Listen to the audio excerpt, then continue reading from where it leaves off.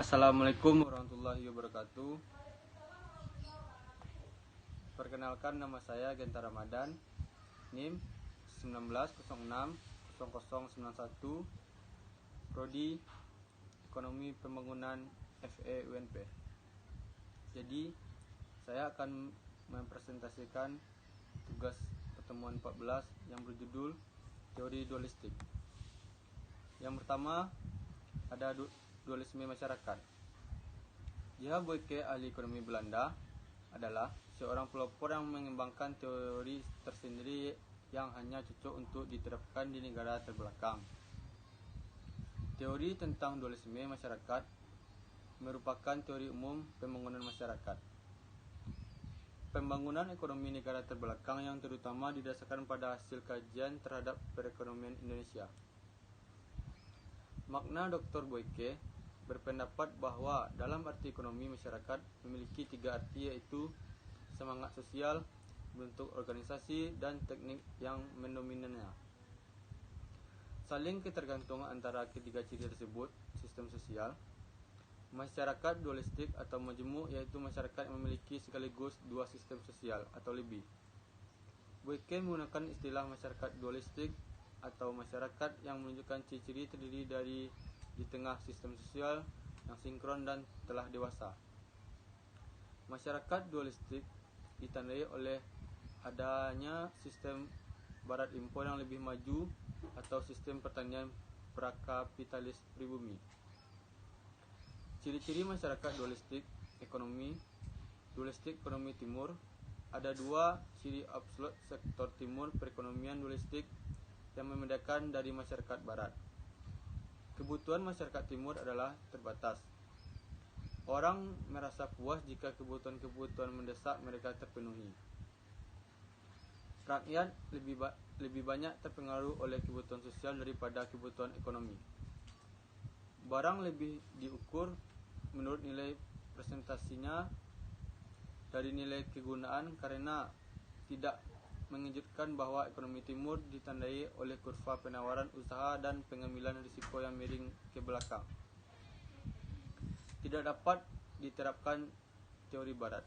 Menurut Boyke, teori ekonomi barat dimaksudkan untuk menjelaskan masyarakat kapitalis.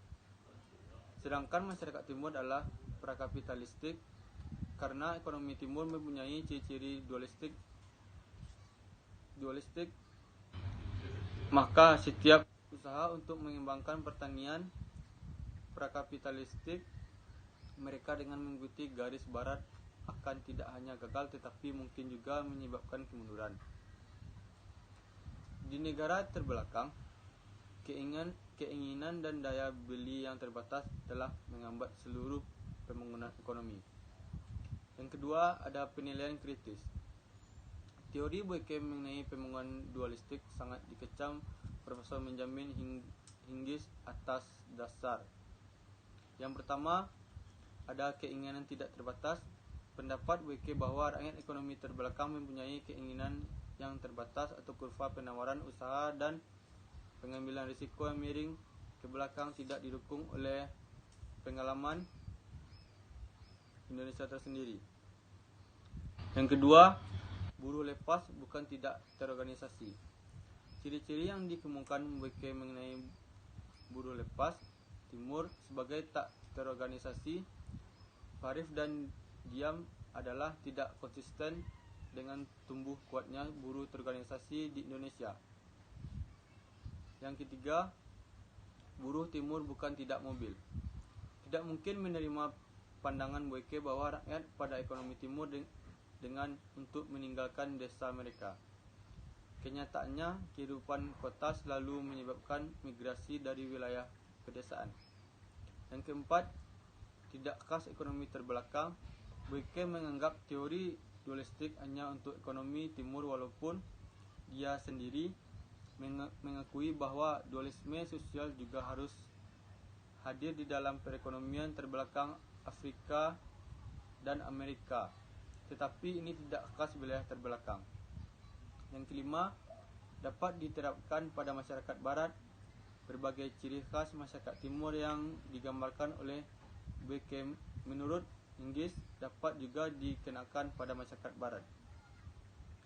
Yang keenam, bukan suatu teori tetapi deskripsi.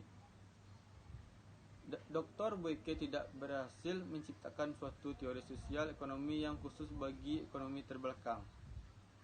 Yang ketujuh, peralatan teori ekonomi barat dipakai dari masyarakat timur sebagai peralatan teori ekonomi barat yang mendarati kebijakan fiskal.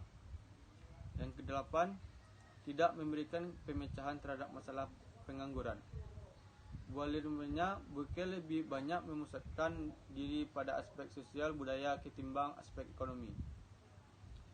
Kesimpulan sebenarnya, problem penting di dalam perekonomian dualistik adalah problem menyediakan kesempatan kerja yang memadai bagi tenaga buruh yang kurang pekerjaan yang ada dan yang akan datang.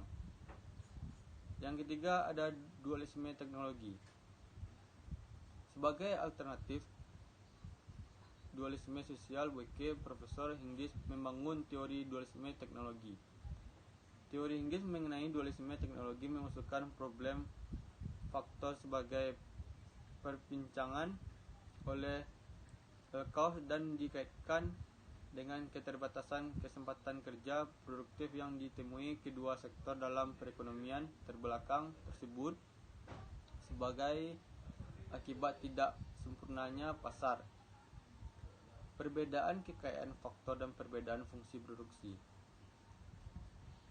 Dan yang keempat, ada penilaian kritis.